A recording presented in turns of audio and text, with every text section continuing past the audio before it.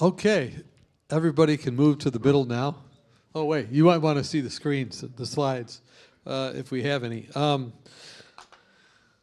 welcome this afternoon, and welcome to our special guest, Eshkar Kapoya. Eshkar, Kapoya. But Eshkar, you can mispronounce it as you like. In my language means scar. Scar? Scar. Eshkar, no. In like medical terminology, that means a scar. But what does that mean? Eshkar is actually a word that appears once in the whole Bible, and it means a gift. Psalm 72, verse 10.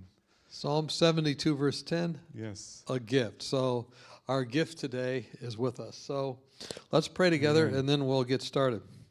Father in heaven, thank you today for each person here and what they represent. And thank you for the Word of God that brings us together here and unifies us through what you have revealed and the text messages you've sent to us, and also through what archaeology reveals as well. And so bless our guide, Eshkar, and bless me and the rest of us as we ask questions. Help this to be a time that would strengthen our faith. In Christ's name, amen. So maybe what would be the best thing to show? A map, maybe? Sure. Because then we can kind of orient. Do you want me to tell them about myself first? Yeah, please. Okay, I'll get the map up while you tell about yourself. Okay, hi everyone, or Shabbat Shalom. How are you all doing? Good. So, yeah, I happen to be here. I'm actually a good friend with Rich and Kathy, who are hosting me on their property. We've met through Don, what was it, a year and a half ago, when Don led a tour of Seventh-day Adventists in Israel. And we got into talking about the Bible. And he said, you know what, I have a very good friend and brother in Israel, and he introduced me to Rich, and we started studying prophecy whenever I was in Jerusalem. But wanted to say just a few words about myself so you know who's talking with you. Does this make sense? Yeah? Okay, cool. So I'm 36 years young. Very young. I was born and raised in Israel, in a small village somewhere between Jerusalem, Tel Aviv, and Beersheba, for the ones who knows the map soon.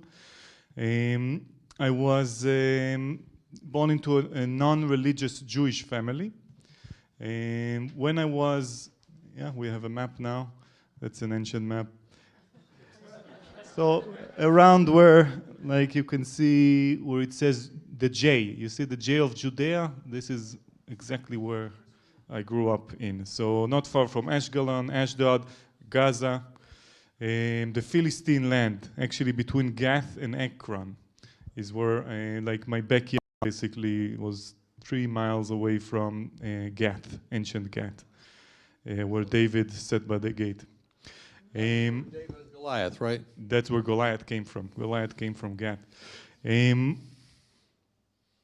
Shortly about my life. So in Israel, you know, when you're 18, you finish high school, you join the military. So I did that. It's 3 years for boys, 2 years for girls, generally. And immediately when I finished military, I was like, hooray, I am free to do as I please. And the first thing I wanted to do was actually to walk the Israel, and I did so all the way from north to south. So actually the south here you cannot see, but all the way from up where it says Caesarea Philippi, and all the way down to the Red Sea. I did this for 2 months, so it's like about 600 plus miles.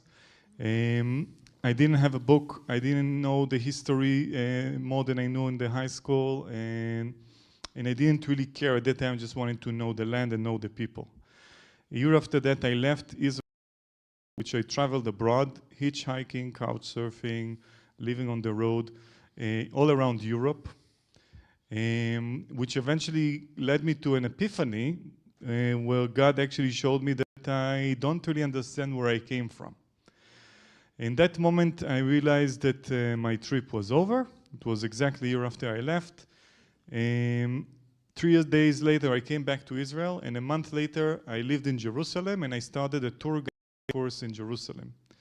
The tour guide course in Israel is 2 years in the university, in which we study basically all different kinds of subjects, from history, archaeology, botanics, architecture, art, religions, of course.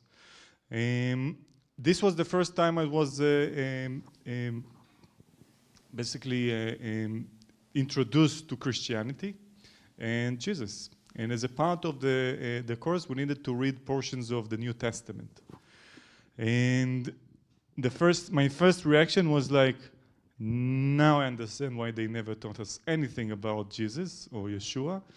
And why, well, I said, well, this is a great guy, you know. He's a great teacher. Everything that he taught made perfect sense for me. And I was amazed to realize that it was taught 2,000 years ago. And I started focusing on that aspect that was completely obscured in my life, Christianity, and you know, I guess we all live in, or growing up in our own corner of the world, and we think this is it. And I can say for myself as a Jew that grew up in a small village in Israel, was just like, okay, that's all there is. But this really opened my eyes for a lot of things regarding God and the Bible. And very shortly after, I started guiding. But for 3, 4, 5 years, my first years of guiding, I guided only Israelis, Jews, maybe sometimes from abroad. And it was only 3 years after I finished the course was the first time I went on a tour bus that was pilgrimage. Okay, Christian pilgrims that came. Some of you maybe have heard of Rabbi Jeff Zaremsky. Raise your hand if you know Rabbi Jeff. Okay, a few of you, but you can look him up. He's a Messianic rabbi from Florida, and he came with a Seventh-day Adventist. So my first group. So that happened to be my first group.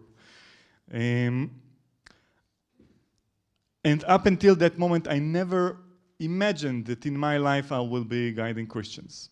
I was like, why would I? What do I know that they don't? Or what can I teach Christians? I mean, they know the Bible, they know the history. And it was only during that course that I realized that my life context, my knowing of the land, my enthusiasm over the history of the land, the people, was of value to others, and specifically Christians. And after that, I guided dozens of different Christian groups that came to Israel. Rabbi Jeff, which was my first group, I mean, I was shocked on that tour. I was completely shocked by how God worked in my life. I cried with them at the Garden Tomb, realizing how God orchestrated every one of us to come to that specific tour. And I was baptized on that tour in the Jordan River. Yeah. By rabbi and a pastor, actually. And I realized this is where God led me, actually, to share my understanding of that unique and irreplaceable story. Yeah. So it was, I think, a few years later, or a couple of years later, Rabbi Jeff introduced me to Jim Gilley. And I guided a couple of these groups. Eventually, Don replaced him after his passing away. And yeah, and here we are, basically. That's really a short scan. Just to say currently about my life, so I'm engaged, but since the situation in Israel that's going on at this time, God has kind of showed me the way to go and live a more nomadic kind of lifestyle for now, because in Israel it's very hard to have a place of your own and hold it, and especially in this time. So I decided to come to the States and see what I can offer to Christians who cannot come to Israel and bring it here. Don was just a couple of days, or this week actually. I was actually coming 2 weeks ago. I was here for a few days, and then Rich and Kathy went to see their kids to Fountain View in Canada, the Fountain View Academy. So I joined them for the graduation. I was amazed to see this place. So just a nice shout for Fountain View Academy.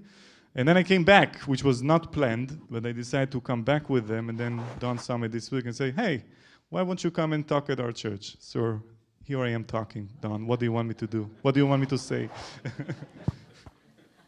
So thank you for that. And I had been on 2 tours. Was it 2 times before to Israel? And then this was the 3rd time I was in Israel when I met Eshkar. And I'd been with Malcolm, who was a tour guide for about 50 years in Israel 2 times before. And I didn't know what Eshkar would be like. But we hit it off well, and we had a great group of people that I didn't really know too many of them because they had been recruited by Pastor Gilly. But when you go to Israel, maybe we can orient ourselves a little bit to Israel. You can see the land of Israel is not very big. What would you say about the land of Israel? It's kind of a crossroads, isn't it, of different places? So maybe afterwards you can find a map where we can see more of the context, actually. But this is with Egypt, between Egypt and Mesopotamia. But yeah, Israel is first and foremost a junction, okay, a connecting point between Africa, Asia, and Europe. And that's the first and foremost thing. When you look at Israel in a big map, you see that this is like the keystone of these 3 continents of the old world. And this is very important. And sorry. So whenever you want to get to one of these, from one of these, and we are talking specifically about the 2 very important entities of the old world, we talk about Egypt and Mesopotamia. Egypt being sitting on the Nile River, very lush, a lot of water coming from the Nile. So even though it's a desert all around, the Nile valley is always green. And you can always grow things there because the earth is saturated with water. Then going through Israel to the other side, you have Mesopotamia, and you have the Tigris and the Euphrates. Again, 2 large rivers that saturate the soil, so you can grow basically everything there all year round. And then you have Israel. And so because of these conditions on these 2 lands, this is where the first empires have developed to the point that they always wanted, believe it or not, they wanted more. They were never satisfied. So to have more, they need to go and conquer one or the other. And now we see Israel, modern Israel of today, at the center. On the left, of course, we see Egypt with the Nile River. We see the Sinai Peninsula. This is the Red Sea down in the south, and it has like 2 fingers. One is connected on the left is with the Suez Canal. And if we go up and above, so we see Syria, we continue with Syria all the way to Iraq. And we can see the Tigris and the Euphrates, these 2 large rivers. Now, all the way down where you see Kuwait, there is a place called El Barash or El Bashra. This is more or less where Ur of Chaldeans was. And this is where Abraham will go. He'll go up the rivers all the way almost to where Aleppo is, and then go down to get to Egypt. This is how you will travel, okay? You cannot travel. If you want to go from the area of Kuwait to Egypt, you cannot go straight. Why? Desert, okay? Desert. You cannot cross this desert. You go by the water, the way of the water. And there was a way that was known as the way of the sea, the Via Maris, that went all the way from Egypt along the sea, hence the Via Maris, the way of the sea, going all the way up to Syria and then down to Iraq. Back in the days, Mesopotamia, okay? between the rivers. Mesopotamia literally means between the rivers. Israel, now we can see, is really then a connecting stone, okay, the keystone to connect the two. And it doesn't have large rivers. This is why whenever we read in the Bible that there is a drought, in Israel a drought means there's no water coming from anywhere else. This is why when we hear about Ahab being, and Elijah comes to Ahab and says there will be no rain now for 3.5 years, he says, well, let's see. And then eventually all the water dries up, all the springs dried up, and there's no water. And they need to kill animals in order to live. So what do? Usually they'll go down to Egypt. Egypt always have food, always have supplies, except of Joseph's story, but that's another story. Okay, that's the exception that shows how it is usually. So even today there's fights over water. If upstream, like in Turkey and all those areas, if they withhold water, that's not good. Yeah, that was part of the story of the war in 1967. Lebanon, Syria, and Jordan made a pact to divert the water sources from coming into Israel. That was eventually leading up to the 6 Days War in 1967. Parts of the reasons for this war. So the northernmost part is, correct me if I'm wrong, is Dan. Dan, yeah, today's Mount Hermon actually is a bit north above Dan, but Dan is, or used to be like, always like, when we think about the Danites, right, in Judges 18, if I'm not mistaken, they don't have a place to live, and I don't think we have the tribes map, but they were scrambled between. Why? Because Israel did not conquer the Philistines. Dan was just above the Philistines, and the land of the Philistines was supposed to be the Danite land. They didn't have their land, so they sent these 5 people to go out and search for new land. They went all the way up north until they come to a place when there are no other tribes living, and they will stay there. And that's where Dan went. This is part of the story today, why we have still problem around the Philistine land. So at Mount Hermon, is that how you said? Mount Hermon, yeah. Mount Hermon is the highest elevation in Israel? The highest elevation. It has actually snow. Yeah, every year. And it has 4 streams that come out from the base of Mount Hermon. You can see where it says Golan Heights. You see just up in the northern part of Israel. And just under Mount Lebanon Hermon there? is between Lebanon, Yeah. Syria, and Israel. So that's really just the tip, north of the Golan Heights. So you have Mount Hermon, you have 4 streams that come out of the base of that mountain, and that's the Jordan River. Yep. Right, so that's where you get the idea. Dan, and then the Jordan River comes out of there. So right up there, though, that's one of the first places usually we go when we're on a tour. Let me just show you this picture of right here. Yeah, we're looking at the rock of Caesarea Philippi. The rock that you see is actually the foothills of Mount Hermon. So the snow melts, the water comes down. The water literally went out of this cave that you see. And there's always water there. And like I said, we follow the water. So wherever there's a good source of water, we usually find people living. And they will, many times, if it's a good source of water, they will build a city. And right there is where a city was built. The first name of the city was Caesarea? Panias. Oh, Panias. Panias was actually the original name of what we will later become Caesarea Philippi. Have you heard of Caesarea Philippi? It's mentioned in the Bible. It's mentioned in a specific, very specific story when we hear about Jesus taking his disciples and taking them up to Caesarea Philippi. Now this is a close-up. You can see the cave on the left, and you can see all these niches, all these cutouts from the original rock were actually the back wall of a temple.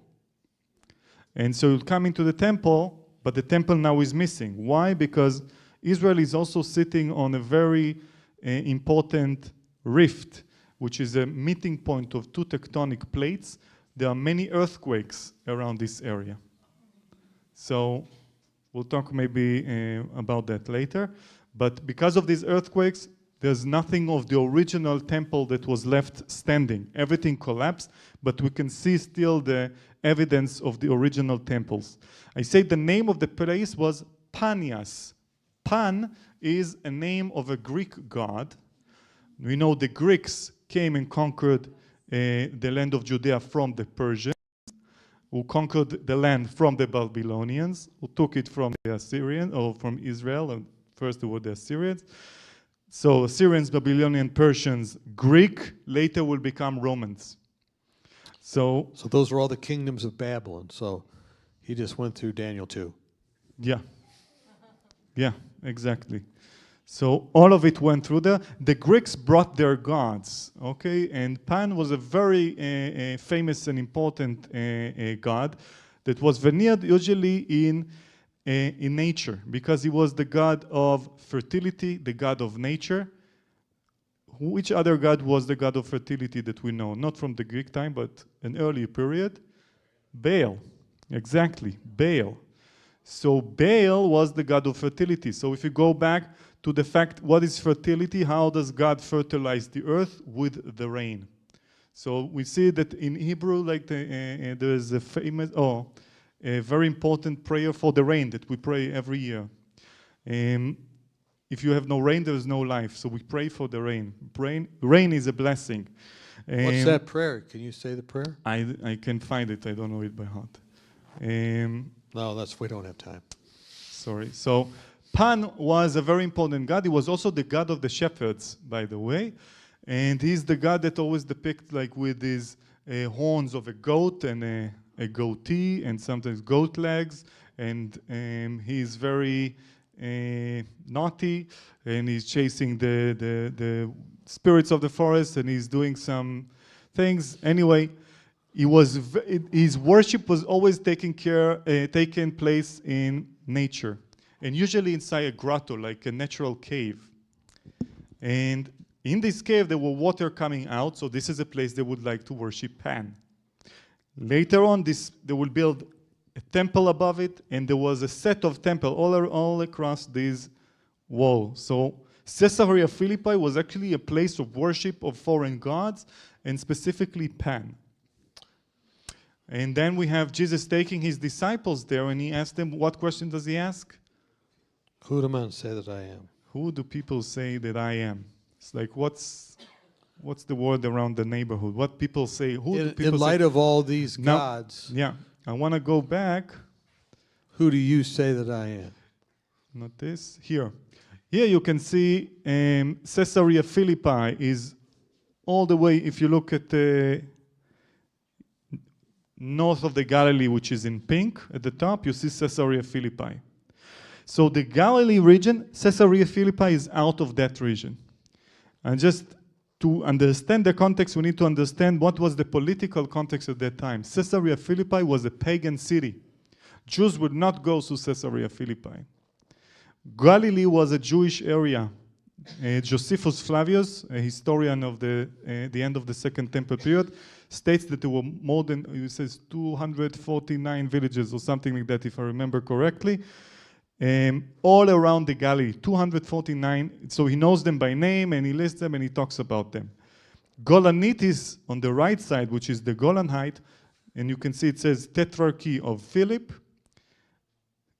and Tetrarchy, and Galilee was Tetrarchy of Herod Antipa. Both were sons of Herod the Great.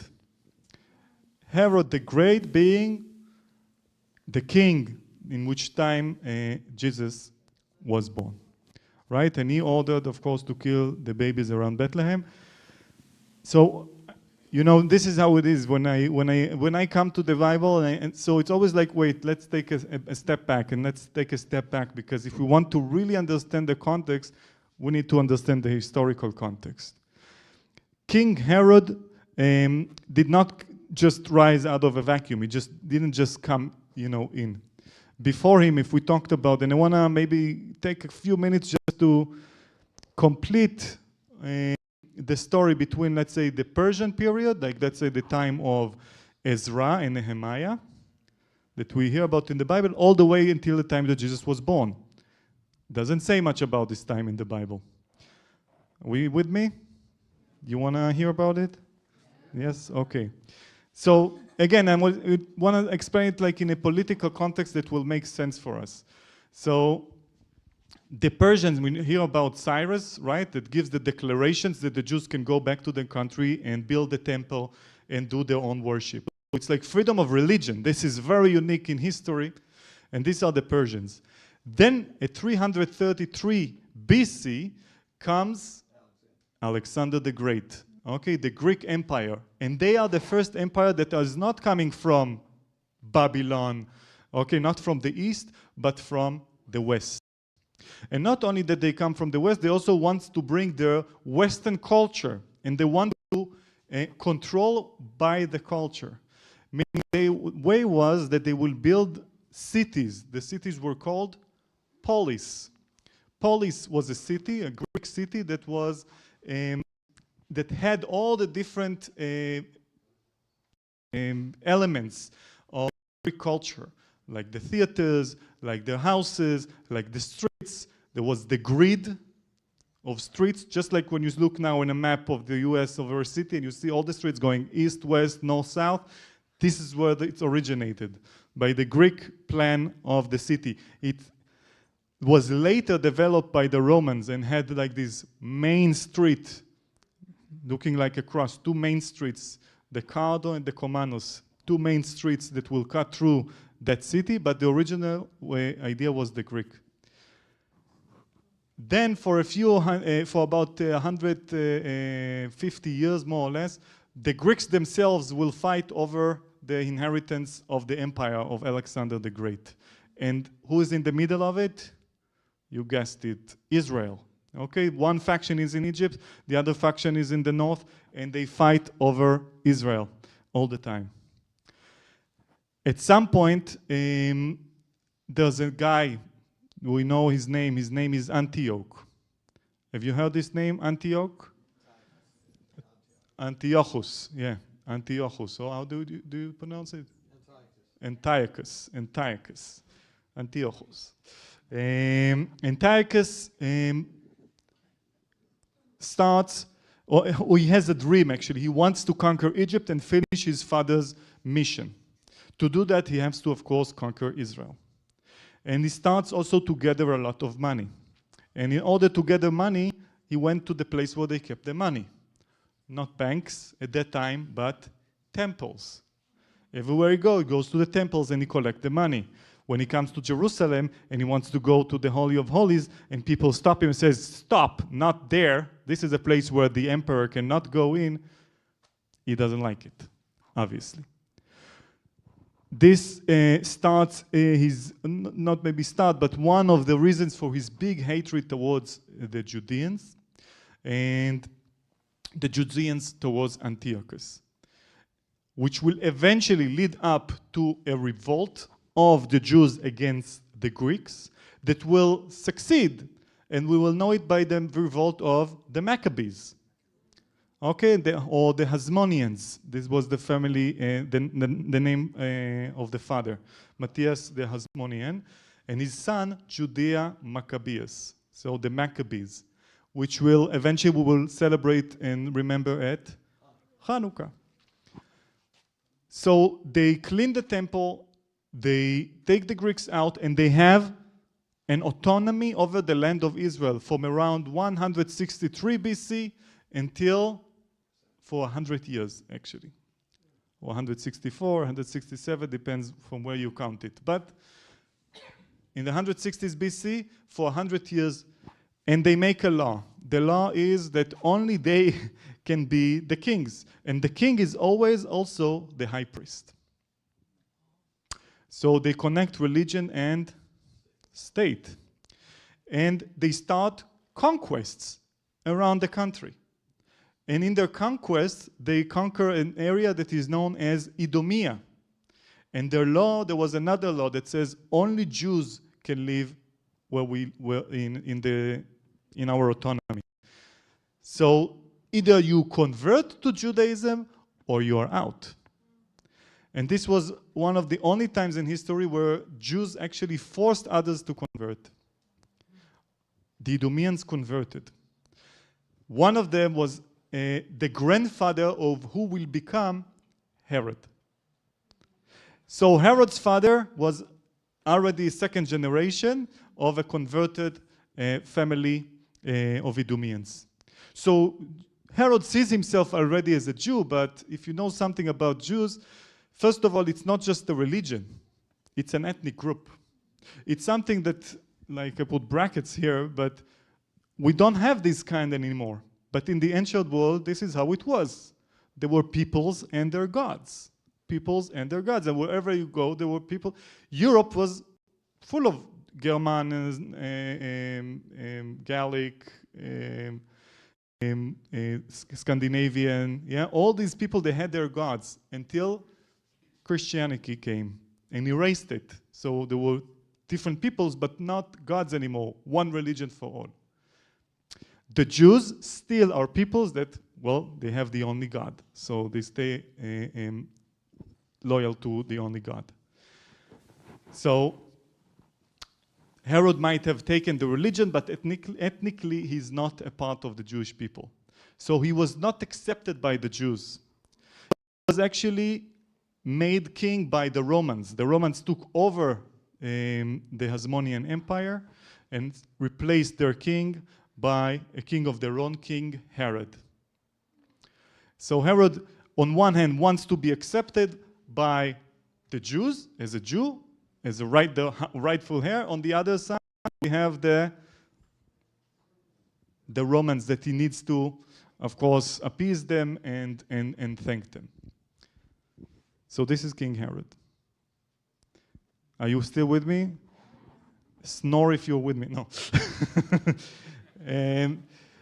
So this is King Herod, and this is, I say this context because King Herod, of course, Jesus was born at his time. King Herod was not an easy king to take. Yeah, he wanted to be accepted by the Jews, but on the other hand, he has the Romans, and the Romans, he wants to show them that he had, like, what do you call it? Like the little man complex, or superiority complex, inferiority complex. So he always wanted to show that he's worth it, you know. So he started building, he built cities, he built Caesarea, that we can see here. Yep, that was Caesarea for a second. Why did it stop? Is this what you want to see? Yeah. This is Caesarea. So Caesarea Maritime. So Caesarea, okay, that's why it stopped. Caesarea Maritime, and you can see at the heart of it, there's a hippodrome, there's a theater at the south. He built, like, in the north, there is or actually the south peninsula is a palace that was built into the sea, like no other. And in the north, there was a port that he built from scratch. So this was named after Caesar, so he needs to build something that's worth for the Caesar, and the Caesar will come and visit. So King Herod, of course, eventually died, and he left his empire for the 3 sons that were left alive. He had 10 women and a few dozen children. But his favorite wife was a Hasmonean.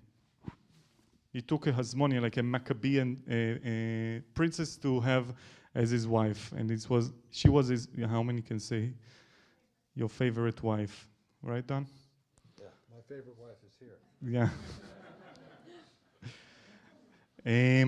So I just wanted to see that again for a second. So what you see here in the north, the pink is the Galilee that was controlled by Antipas, that we know was very famous or notorious for killing John the Baptist. He was controlling the Jewish area, and Philip, his brother, was controlling Golanitis, was a pagan area. So when Jesus goes all the way up north to take them to Caesarea Philippi, and he asks them the question, who people say that I am? He takes them to pagan places. I'm thinking about it as a you know, I grew up in a small country, you know, in a small village place. And when I was 14, 15, which was about the age of the disciples, I remember the first night that I spent with friends in Tel Aviv, for instance. Okay, some memories have remained. So he takes them basically to show them something that they will not know from the villages. They are fishermen, they are simple people. He takes them to the city and he shows them how a worship took place of different gods. And then he asks them, in this context, who people say that I am? And this is a glimpse. I warned you, but this is just to give like a bit of historical context to a very small story, but very significant when we understand the context of it. So there in Caesarea Philippi is where Jesus in Matthew 16 asks, who do men say that I am? And what does Peter say?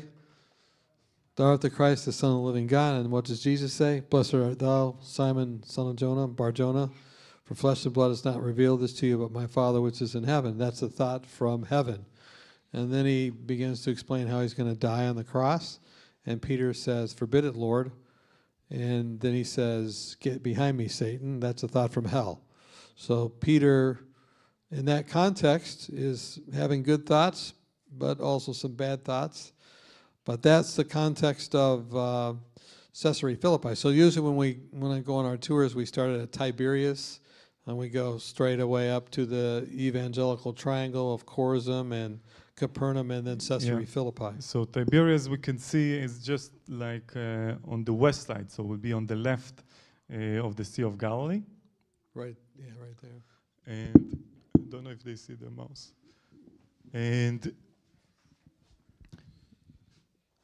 Tiberias, and then Capernaum, just on the northern tip of the Sea of Galilee, very close to the Jordan River. And this is, of course, we know where Jesus will have his headquarters of his ministry, in Capernaum. Capernaum, in Hebrew, actually is two words. It means Kfar Nahum. Kfar is a village. Nahum is a name, but it has a root which means like comforting. So you can see the village of the comforting one, which is very interesting. And it is just on the border between like the land that he was ministering to, the Galilee, but it was also on the edge of going to the Gentiles. And many times in the Bible, when you read that he made, like when he's feeding the 5,000 or when he's doing the Sermon on the Mount, and the next thing he does is going on a boat and he goes to the other side. Which is the Gentiles. Which is the Gentile land. And especially if we think about John the Baptist, who was preaching and then was killed by Herod Antipas. So Jesus is his cousin and he's also preaching. He wants to have also his disciples in a safe area. So we always like he finishes doing what he's doing and then he goes to the other side. But I think also psychologically for his disciples to turn them into apostles, now we go to the other side. Like we give them, but we always need to remember the other side. Always, that was what he was preparing them for, going to the other side. So the feeding of the 5,000 and the feeding of the 4,000. Right. 5,000 on one side, 4,000 on the other side. But don't miss what he's saying. The word Galilee is not just one city. It's a whole section that goes up to the Sea of Galilee, but then it goes, that pink part, that's all Galilee. The Galilee of the Jews. That's where they live. That's like Placer County. That whole area is called Galilee. One other big thing, though, I think coming out of this, we drill down at these different places. Like Capernaum was also where a very famous apostle lived, Peter. And he lives right next to the synagogue that you can still see the stones from the first century. Everything else is different. Is that correct?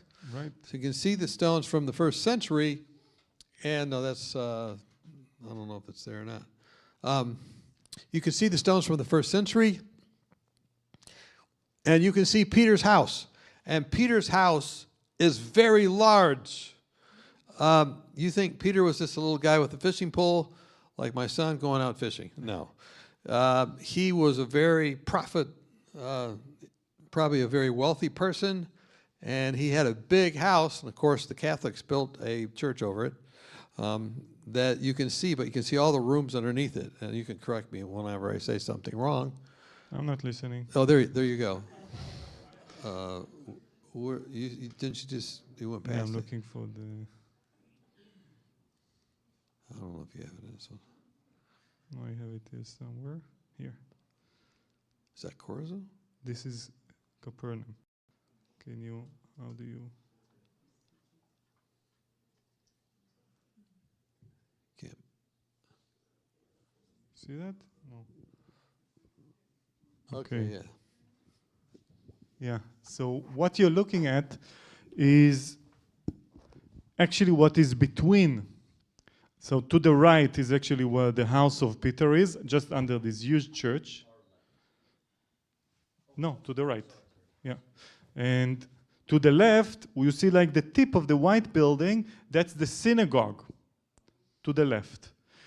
And what you see in the center, these are all the ruins. So everything in Israel that was destroyed and in archaeology, we come and we need to excavate. It's all buried underground. Why? Because vegetation and dirt and dust and everything is buried.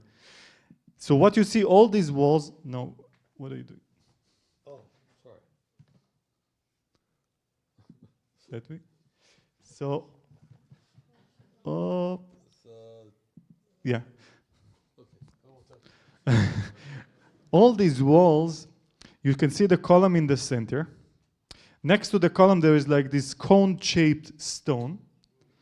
And on the left, just at the bottom, there's something that looks like a ball. This ball actually, it's a bit hard to see from that angle. Let me see if we can make it. Yeah, can see a bit more. This ball was actually riding upside down on that cone-shaped stone, and you will pour wheat kernels from the top, and then you will twist it, and it is basically a home meal. And what it is in a courtyard, and if you look to the left, you see there's like a threshold going into a house. In front, to the right, there's another threshold, and there's another threshold on the right. And also where I'm standing, there will be another threshold. So you're actually a courtyard that connects a few houses. And this is how people lived. And I want to maybe give a bit understanding of how people lived at that time, who the people that Jesus was talking to, how did they live, actually. So they lived in very, very, as you can see, simple houses, built from the local material, which was not wood. So we don't have a lot of wood in Israel, or timber to work with, lumber. Stone, we have a lot of stone. This is, in the northern part of the Sea of Galilee, there's a lot of basalt. So like this volcanic rock. So the floor was made of it, the walls would be made of it, and on the top they will bring these beams of wood and on them like branches with mud. This is how they will make the roof. Now, when you think about Capernaum, there's a healing taking place that is connected to a roof. And he said they took off the roof. How did they make it? Because it was very light. It was made of branches and mud, so they could lift it up. Especially now, you see all the houses, they are just really one by the other. The streets were very narrow. It doesn't require many people to have the streets crowded. So there's no place for the people to come, bring the paralytic back to heal by Jesus. They lift the roof and put him in with the bed. But there's another actually very interesting quote that I saw today. And the thing is, we know Peter actually came from Bethsaida, and he went and he lived by his mother-in-law. Usually what happens is, again, people are pretty poor. You don't just, it's not like today, you know, you grow up, you go to the city, or you go to the, you live by your family. You'll get married, you'll bring your wife or your husband, and you will build a house attached to your family's house. So you also save building one more wall, but you also stay by your family, and you share the courtyard where you have the amenities for a house, like a meal, like an oven, like a well, or if you had a well. But you live together, you work together, you eat together, you depend on one another as a family. So you have all these houses around, but I'm thinking Peter, usually, you know, as the man, you build the house by your parents and bring the wife. But Peter had to leave and go and live in Capernaum by his mother-in-law, which is interesting, especially when you think of John 14, right? In my Father's house, there are many mansions. If we read it in Greek, it doesn't say mansions, it says rooms. So in my Father's house, you know, you will never run out of space, basically, around this courtyard. Because imagine that there is only like these little courtyards, you don't have much space, so you have to build some. In my Father's house, he said there are many rooms. And if it wasn't like that, I would have told you so. And he says, I am now going to prepare room for you. And he is always talking about himself as the groom, the church as the bride. And he's making space for us. This is what it means. Okay, this is what their people understand, because this is how they lived. The groom is going to build a house for the bride by his father. For me, this was, again, just very moving to see that and realize and suddenly get to the point of view of the people at that time. Okay. You want to say? How much time we have? Did you want to say? I want to open also for questions. If people want to ask specific questions, then I want to welcome you. Any specific questions? One thing I wanted you to mention, if they don't, is the one of the real cool things over there when you go is the source of our faith is the scriptures. This is not in Israel. And the source of this is Qumran. So I wanted you to talk a little bit about Qumran. How many of you heard of Qumran? Okay, so you can see where Qumran is. You can see the Dead Sea. You can see where Masada is down south on the left. And this is where we saw earlier today the area of Sodom and Gomorrah. Qumran then is in the north part of the Dead Sea, and it is the place where these jars were found in the caves. You can see the caves listed by their number from 1 to 11. In 11 caves is where they found what we call the Dead Sea Scrolls. Dated all the way back from the 3rd century BC and up till the 1st century AD. They are basically divided into 3 different kinds. We have biblical scrolls, 25% are biblical scrolls. We have the apocryphas. Apocryphas is just like what Don mentioned today with the book of Enoch. There's the book of Judith, there's Bentuvia, and these are basically books that were not canonized into what we call the Bible, but they are written sometimes about the same events, same ideas, but are not part of the Bible. There's the Genesis Apocrypha that was founded, very curious, and the longest scroll that was found is the Isaiah scroll. It was also one of the more common scrolls that were found. Apparently it was very popular. The 20 copies of it, and as long as about 24 feet long. And it is written on a piece of basically goat skin. Must be a long goat. It's a very long goat. We have a long, it just goes, bah! No. All this humor and more when you come to Israel. No. They would work them, they will connect them. You can actually see how they seam them together.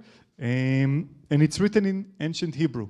So Second Temple kind of Hebrew. So Masoretic text? The Masoretic text. In fact, Isaiah was found to have also like a more simple, like friendly, let's say, version of it. So like there was another version of Isaiah in more like today we have like I don't know, the NLT, the ESV, the NIV. There was some kind of a more Isaiah Light. yeah, Isaiah So Light. let me ask you this. So Mazor, doesn't that mean to count?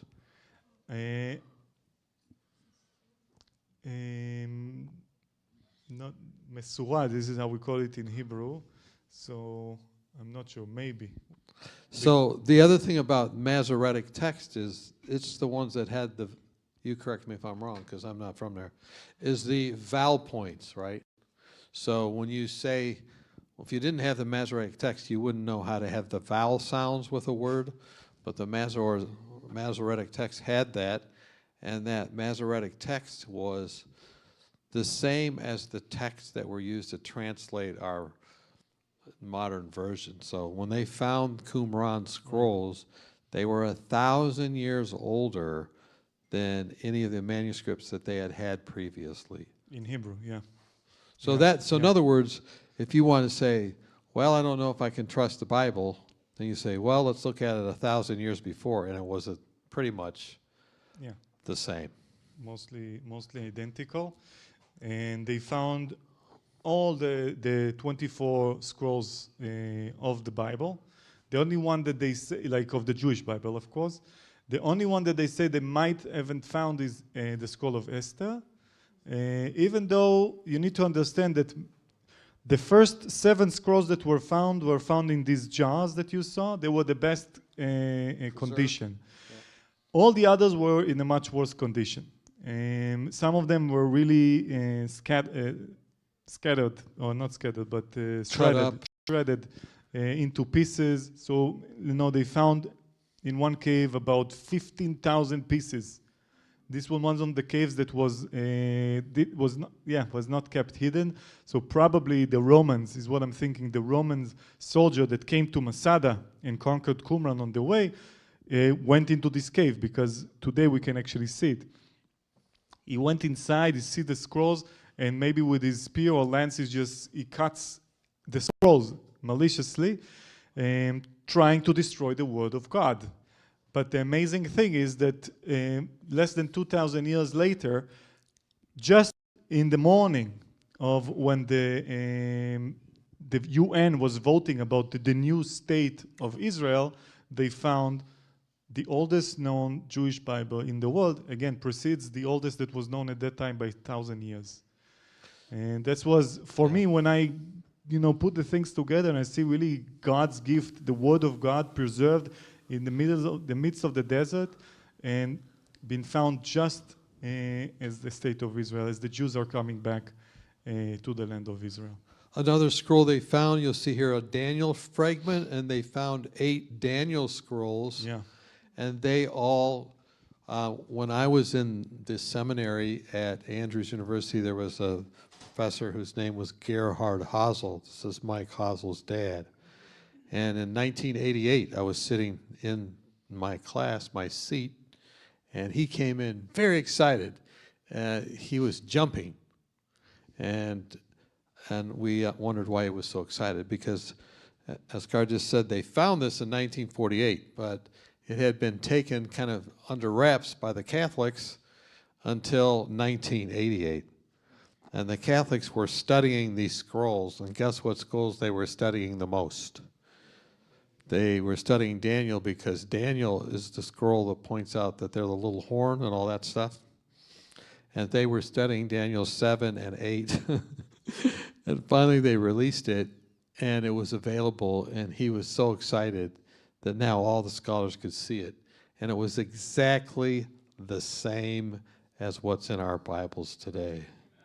Yeah. And so you have the Daniel scrolls, and they're very, very, very accurate. Oh, I put a picture of my old teacher, Gerhard Hasel, and then his son, Michael. Yeah, it's you can actually go online and find all the scrolls are being scanned, and you can go and look at them. Um, it takes time to go over. Eventually, they found around 930 scrolls, not shredded, but like individual scrolls that they believe they found. 930. It's amazing. So, a question over here right behind you, Dr. Mitchell. Small question. Do those scrolls have a date actually on them, or the testing proved when they were from, what time they were made? You can test it. You can test it with carbon 14. So they didn't have a date, like when they No, there are no dates. No, no. There's the. You can check both the ink is made of like natural elements and the skin, so you can test it and then you know more or less when it was made. There's another scroll that I think is interesting for Adventists. Isaiah is very pivotal, of course. Isaiah's 150 years before Daniel, and so you've got Daniel, Ezekiel, Jeremiah. These are very important, but another book that Adventists have rightly seen as connected to Daniel, in Daniel chapter 8, is the book of Leviticus. And they also had 16 manuscripts of Leviticus. Nearly every chapter of Leviticus is cited among the non-biblical scrolls, and the Qumran was a great focus on the Day of Atonement. So Leviticus 16 is tied directly with Daniel 8, and the focus is on the Day of Atonement, and you can see that by looking at these scrolls. Yes. Yes.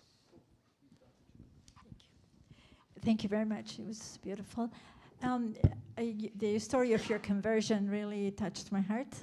What is it, may I ask, that really moved you to accept Christ? And another question, is there any other that studied tour guide course like you did that actually converted to Christianity because they got to know Jesus better? And did you know that Jesus was a Jew? I start from the end, and I knew Jesus was a Jew. But again, one of the things that the tour guide course did to me is that they opened basically a window to many different subjects. And then once you have this familiar ground, you can then study deeper in many different subjects. And so I did a lot of my further research. Until that moment, I didn't have any window to Christianity or Christ. So it was so like untouched territory that I didn't know how to get there, basically. And that's something that maybe is important to understand when you're talking to Jewish friends. There's no understanding, like it's just like it's something that's afar. Many Jews have like a Christianophobia because of what Christian did during Christians, I would say. Crusades. Crusades, and so what did to Jews during history. So it's like, we don't want from what they drink, we don't want that. So I know of other guides that also eventually converted, truly, yeah. For me, as a man that from a very young age, truth was the only thing that interested me. So coming to read the New Testament for the first time and reading the Sermon on the Mount, for instance, was amazing because it showed me exactly what was missing from the law. When you talk about, don't murder, it's like, great, you didn't murder all day. One more good day. No, it's something is missing. What is when you're angry? One is when you're putting your anger at others, and so on. This was revolutionary for me to see, and again, that this is already written 2,000 years ago.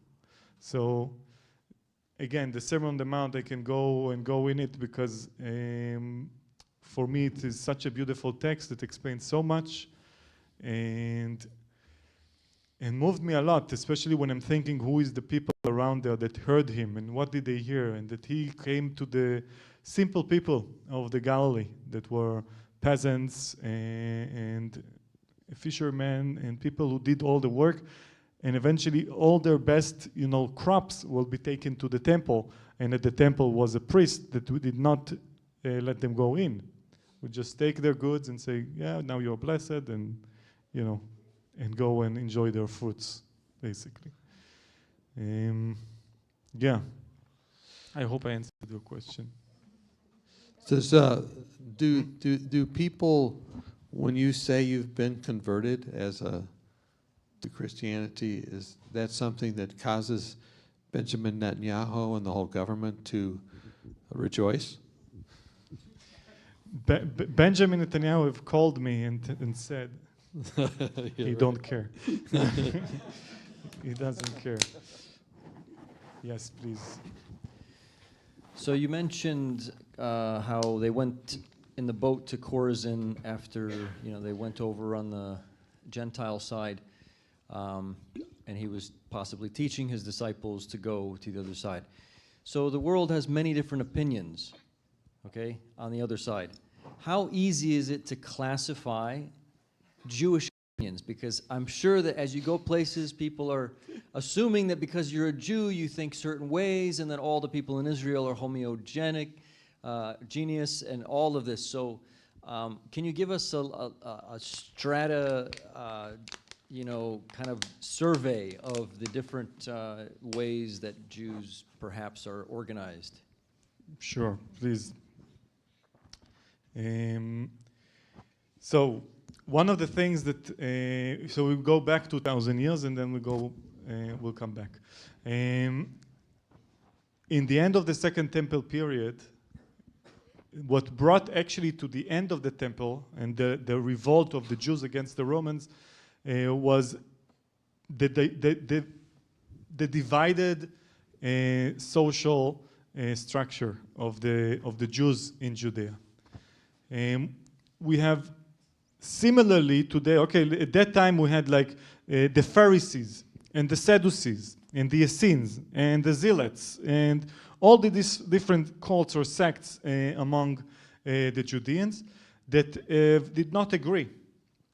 What happened in Jerusalem is that there were zealous groups that burned food supply of other groups when the Romans have sieged Jerusalem. So the Romans didn't need to do much. They really just need to keep them inside and they'll kill one another.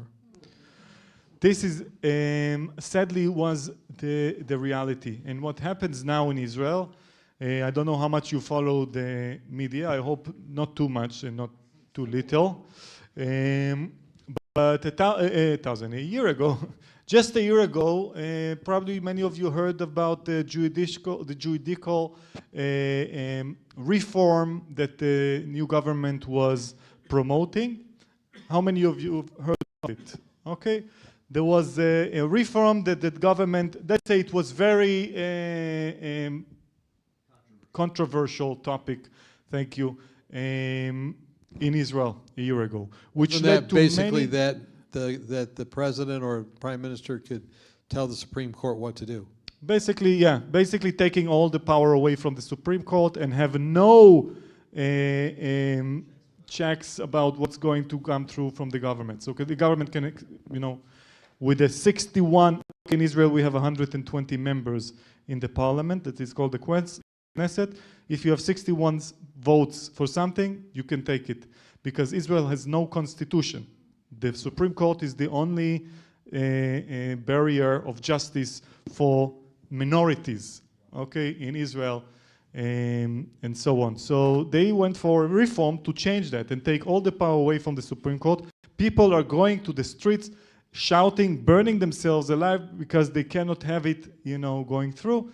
And they went and kept going on it, and of course people got very upset, and the heat was high, let's say, in the streets and in the government, in the parliament. And then this was the great time for Hamas, to attack Israel, when Israel is most divided. In the last elections in Israel, we had 40 different parties. How many do you have here? We had 40 different sectors of the public, each party reflects a sector of the public that cannot agree with the other sector to run together for the parliament, so they will have more power. 40 different ones. So that's 40 different opinions that will compromise in order to have a government. Eventually, this is what happened, and now we have a compromised government. I remind you, the ones who don't follow the media, that before that election, we had 5 elections in like 2 years. We had 5 elections because we couldn't agree, basically. Which just shows, again, how they've divided is Israel. So when you think, oh, you're Israel, you probably love this guy that sits there on this chair, or you probably really hate the other guys on the other side of that border, or, you know, there's, okay, it's all very, very divided, and if you're approaching any Israeli, any Jew, be curious, because don't just assume that you know what his opinion is, or that if you see what the government is doing, don't just think that all Israelis and Jews agree or abide with that, basically. Okay. Like Americans, what do you know? Like So people, okay, I would say. Yeah. So would you say then that there's not, everybody has the same idea concerning what should happen in Gaza, for instance? In Gaza?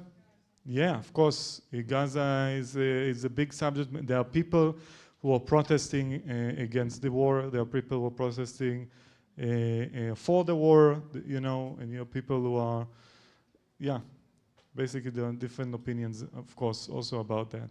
Yeah, people who want it to end long time ago. Yeah. Yes. Or people who doesn't want it to stop until it is all destroyed and everybody's dead. Yes.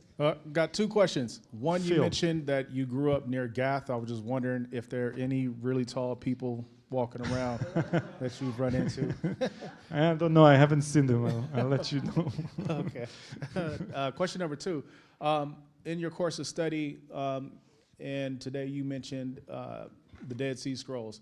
I was just wondering, what exactly have they taught you in terms of the validation of them? One of the books that were, or the scrolls I was talking about, was Enoch. From my understanding, during that time, they were under oral tradition. So I always wondered, how can people use the book of Enoch and other books from that era to say that they're valid, seeing how they didn't have an alphabet system then? So that's a great question, first of all. Enoch is found, I think 7 copies of Enoch were found, if I remember correctly, with the scrolls. This is what was found with the scrolls. Okay, there were other scrolls, of course, around the country that were burned. So at Qumran, the site itself, what do you see now? Yeah, what you see now is actually, that's a ritual bath.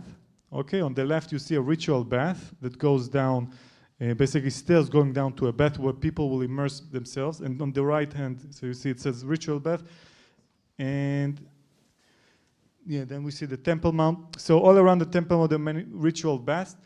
We'll go in there for a moment, but in Qumran they found a site beside the caves. There's a site, small site, surrounded by air. Now you see it, surrounded by a small wall, and what you see is a water system that connects about a dozen or less, or 8 or 10, depends how you count them, different ritual baths in a small, tiny place.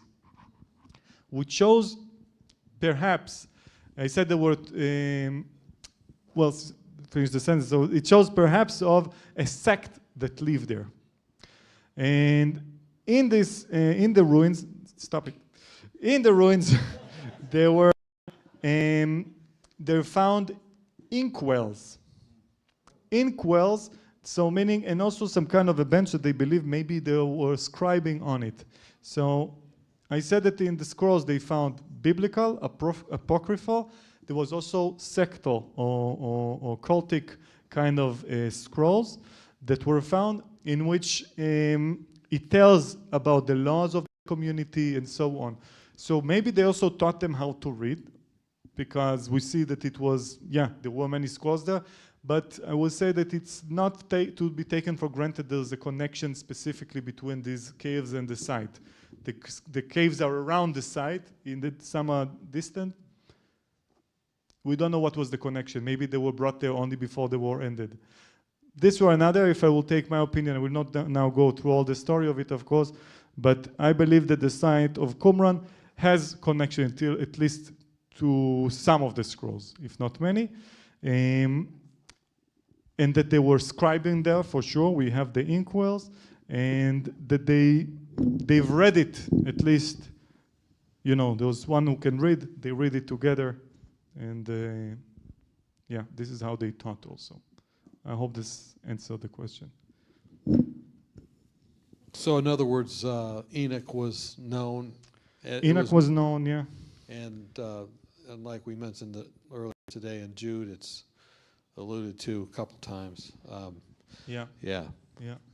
Well, I wanted to ask you another question, which is, these are just some pictures of Qumran, but I wanted to ask you a question about these ritual baths. True or false, or whatever you want to say, these were not just in Qumran, but they were in various cities like Magdala and outlying cities, and they sometimes were in people's homes, and then it looks like they were around the temple. So explain what they were for. So one interesting thing is when you come to archaeology and you come to a site and you try to determine who lived in this site, you're trying to do this by determine it by what you find. And sometimes you just find walls. It's like really detective work. One of the only elements that we can allude to Jews is what we call a ritual bath. And they follow basically 3 guidelines. They have stairs going into a bath that is connected to the earth. So it will not be on a second level. It has to be connected to the earth. You have to prove that there used to be water flowing in naturally. So not water that you will take from a well and in. It needs to stream or flow in naturally. And it has to also be of a certain size. In Israel, in many different sites where we thought that the Jews living, we find these ritual baths. The idea is that in Judaism, some cults were more, some were less, but basically they were the idea of immersing in water to cleanse one's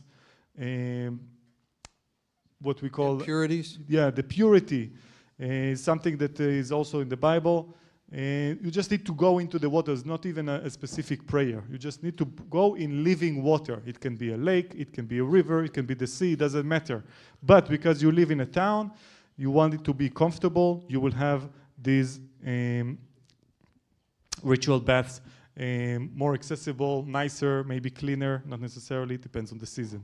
But all around then the Galilee we find them. We find them also in the middle of the desert, like at Qumran, even at Masada, and then also around the Temple Mount in Jerusalem. So let me ask you this.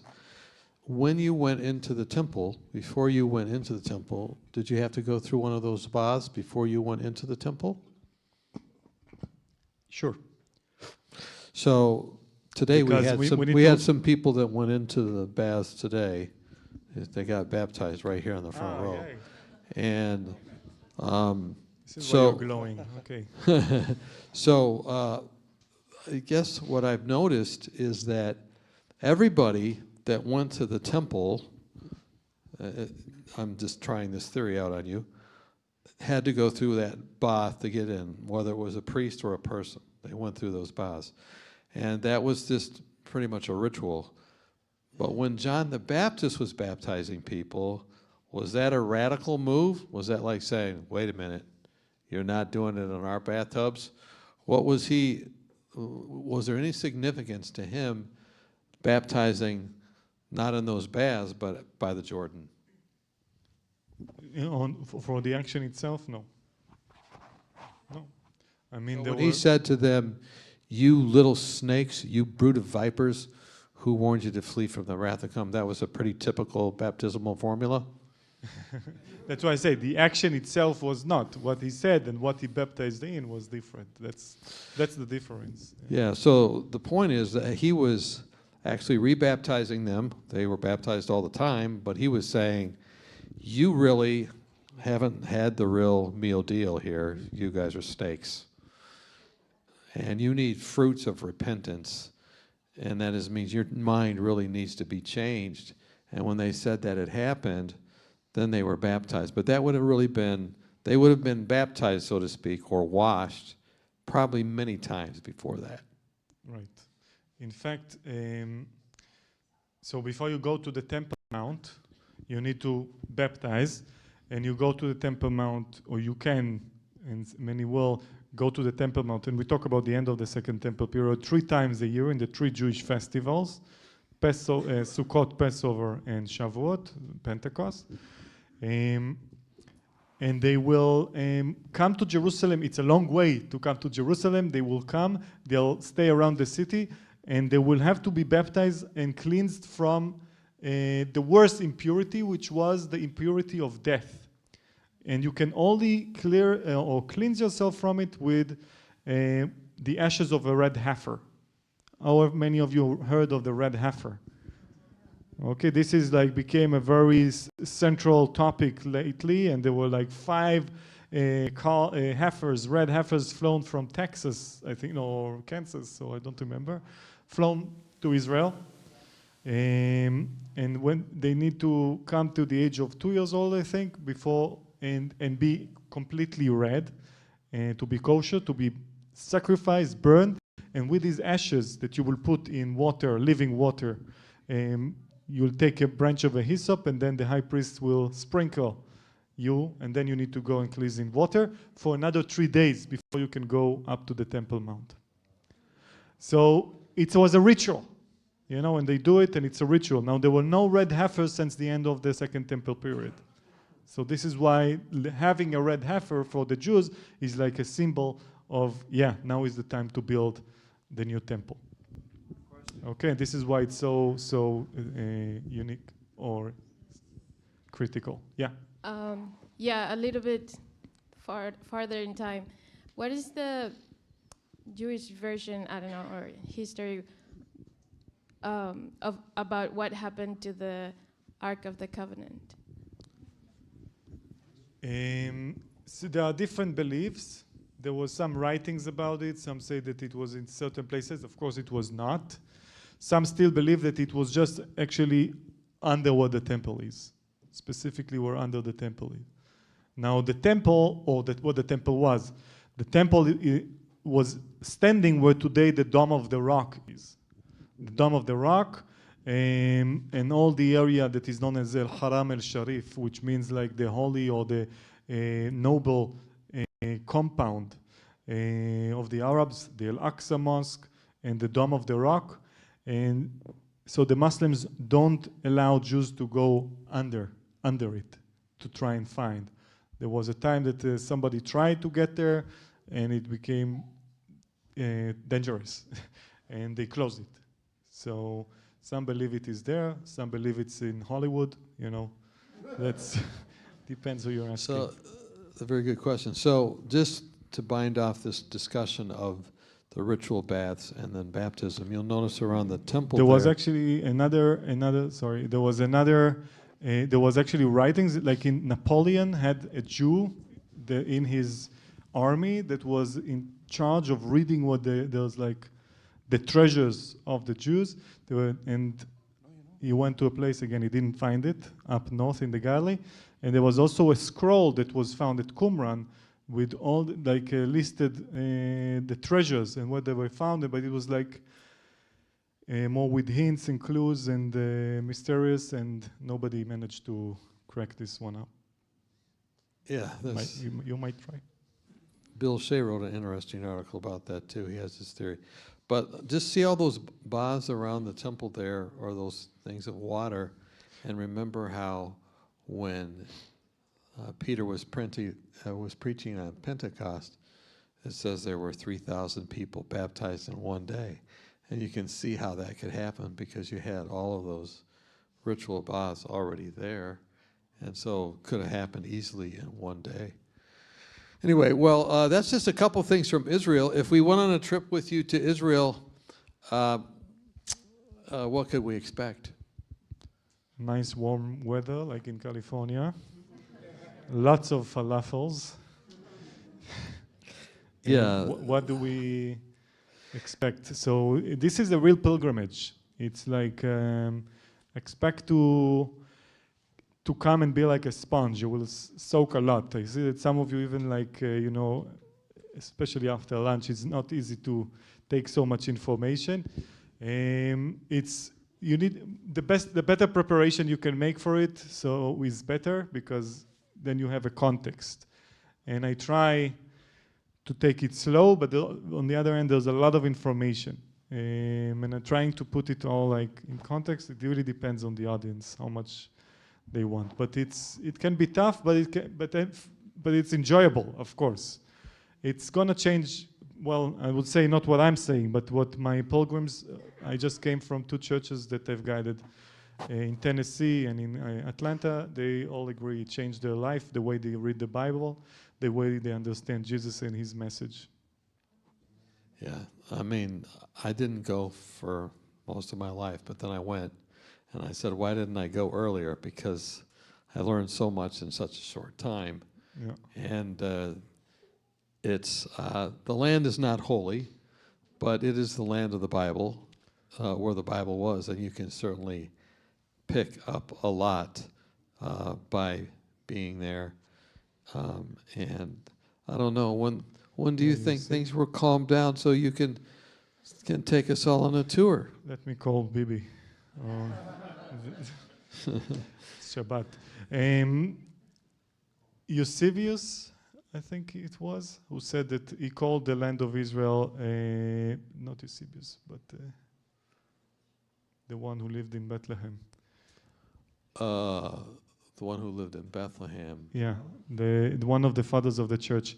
He called Jerusalem. He called Israel the 5th gospel, basically, because it really suddenly all the context, everything.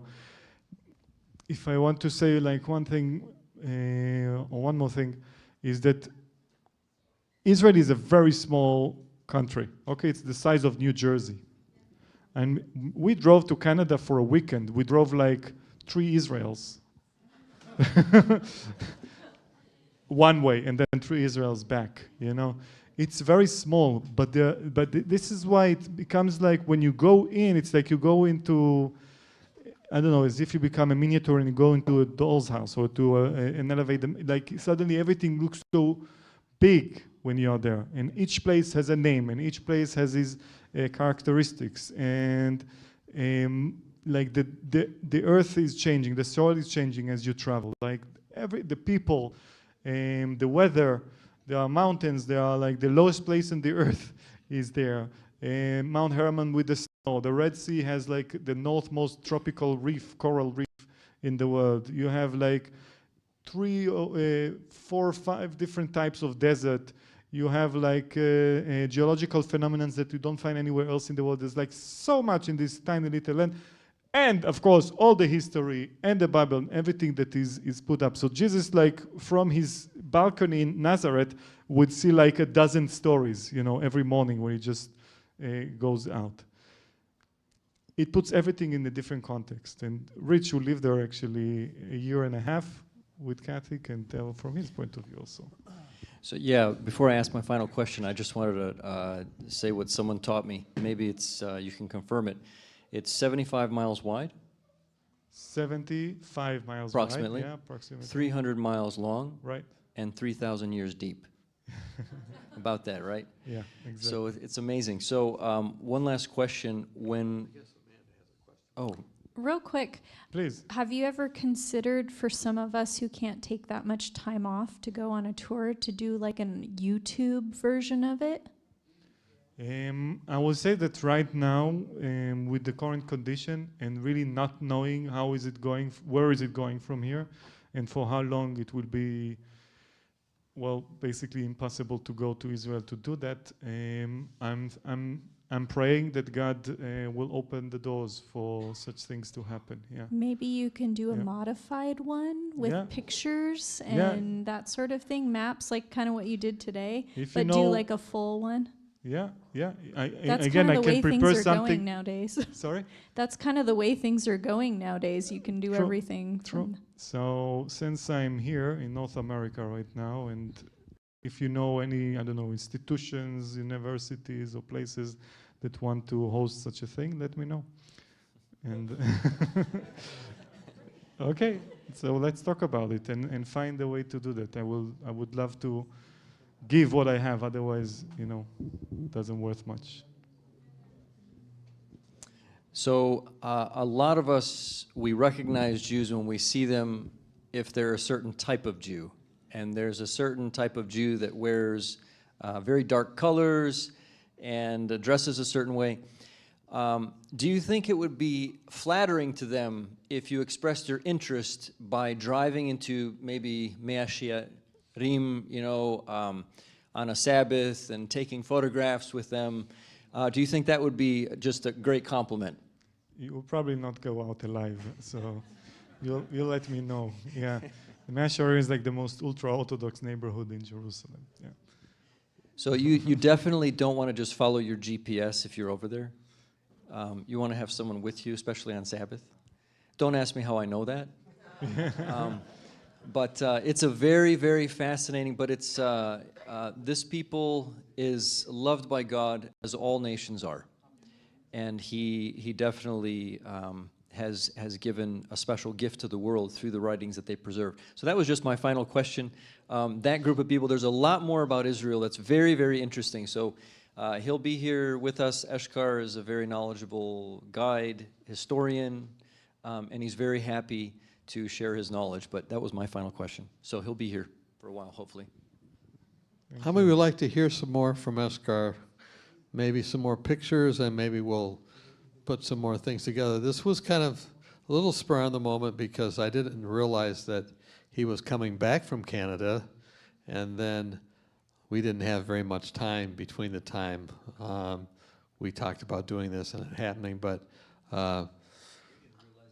we will. I didn't realize it either. Yeah, so God is not telling me. Nobody everything. realized anything. Yeah. So, yeah, so we will come back, and if he stays. Now there are some people that have voiced an interest in, and he also has too, and potentially actually staying here or coming back to Weimar, either to go to school or to help out in some way. So keep that in your prayers. And we didn't get to really the political situation too much, but we're out of time now. So let's just pray, and you may have some individual questions for Eshkar, but let's pray together. Father in heaven, Lord, thank you for this opportunity on the Sabbath afternoon to talk about important things, like about where you lived and ministered, and about your word, which you have preserved, and about the many lessons that can be learned from interacting with the archaeology and the information that we heard this afternoon. Bless Eshkar in a special way in his next steps. Bless his fiancée. And bless all the guides in Israel who are out of work right now and are maybe having a hard time feeding their families or going about life. Bless all those in that actually whole region, that there could be peace, and then ultimately there could be transformation, so that there would be not some kind of blind unity, but a unity that comes through truth that draws people together. In Christ's name, amen. All right. Have a great day. And Marco, you have a question? I'm not sure. We'll have to look at the schedule, but I'm wondering if you could be this Thank Wednesday. you, everyone, So. for your welcoming and questions, and I hope we'll meet again soon.